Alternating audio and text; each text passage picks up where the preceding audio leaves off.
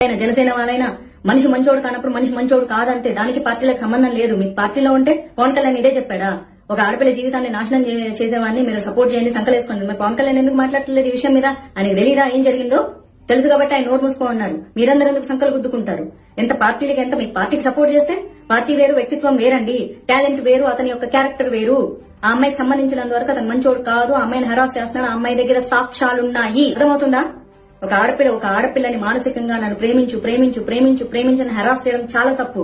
ప్రేమించి పెళ్లి చేసుకో లేకపోతే వచ్చి కొడతాం. వచ్చి లొకేషన్లకు వెళ్ళిపోయి కొట్టేస్తాడు, లొకేషన్లకు వెళ్ళిపోయి గొడవలు చేస్తాడు, రచ్చ చేస్తాడు, షూటింగ్ ఆపేస్తాడు, అమ్మాయి సినిమాలు క్యాన్సిల్ చేస్తాడు. What is this? మీ అందరు సపోర్ట్ చేస్తున్నారా?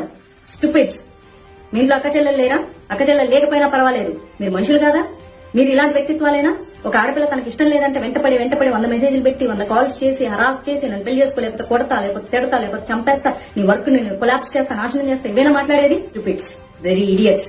ఎవరెవరైతే ప్రస్తుతానికి అతనికి సపోర్ట్ చేస్తున్నారో మీ అందరూ కూడా మనుషుల కింద కూడా కన్సిడర్ చేయబడు. మీరు ఎవరైనా సరే, మీరు జనసేన వాళ్ళైనా సరే, మీరు టీడీపీ వాళ్ళైనా సరే, మీరు బీజేపీ వాళ్ళైనా సరే, తప్పు అని ఖండించకపోతే మీరు మనుషులుగా కూడా సమాజంలో బతకడానికి అర్హత లేనివారు.